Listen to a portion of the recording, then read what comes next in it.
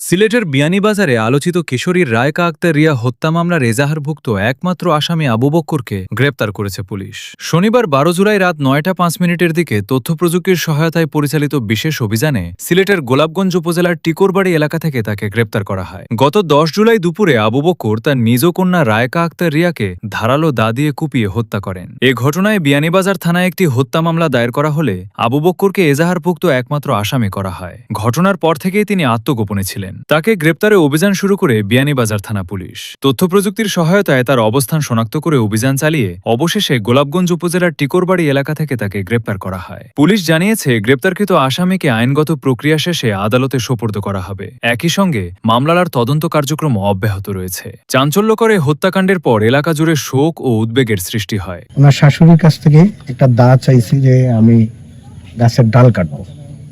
শাশুড়ি সরল বিশ্বাসে দা দিছে। মেয়েটা তখন পুকুর ঘাটে গোসল করতেছিল, পিছন থেকে আক্রমণ করে জাকাই খোপায় হত্যা করে ফেলে।